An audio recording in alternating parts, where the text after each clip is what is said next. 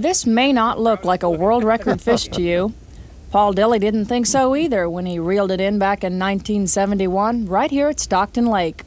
I just reeled it in as pretty near as any fish, but it didn't put up no great big scrap. I think it's too big to do that.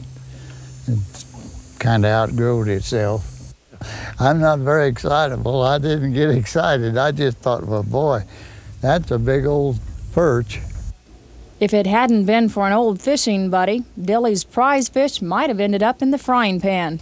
The old boy that was with me, he said, I don't know, I don't believe I'd eat that fish. I think I'd have it mounted. I've never seen one like that before. The taxidermist convinced Dilley to contact the Missouri Department of Conservation to see if anyone had ever reported such a big green sunfish. At 2 pounds, 2 ounces, the almost 15-inch fish set not only a Missouri record, but a world record, a record that's yet to be broken. I'll tell you what I think. I think the fish was in one of those farm ponds. And he probably was already big, see, and when he got turned out in that lake, that left him grow quick. It's hard to guess how many record fish did wind up on the dinner table.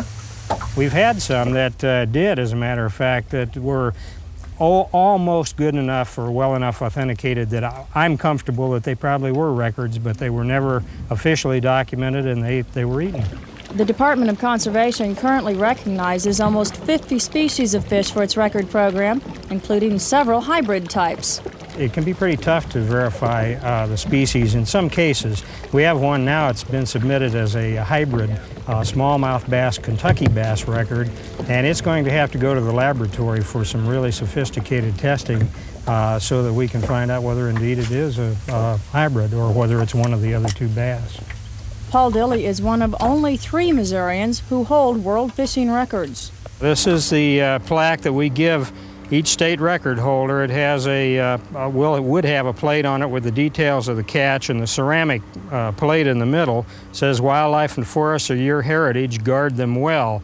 I think maybe we should put another strip on there that says, "Please release your catch to fight again," but we haven't gotten around to that yet.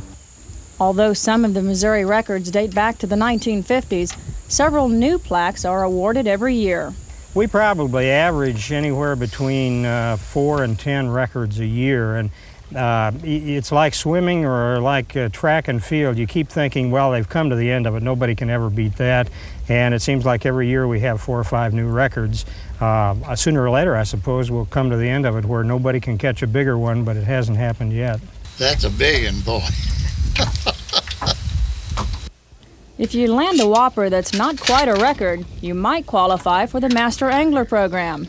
The master anglers are those that catch fish that aren't records for the species, but they exceed a minimum weight or a minimum length. It's pretty good. For example, a largemouth bass would be 8 pounds minimum, and I'd be satisfied to catch an 8-pound bass anytime in my life, and that's what it takes minimum to qualify as a master angler.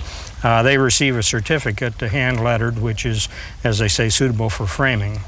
If you think you'll never get lucky enough to catch a record fish, remember Paul Dilley and that day back in 1971 when he landed his world record green sunfish. I didn't think it was too big, but I guess it's been 17 years and nobody haven't caught a better one.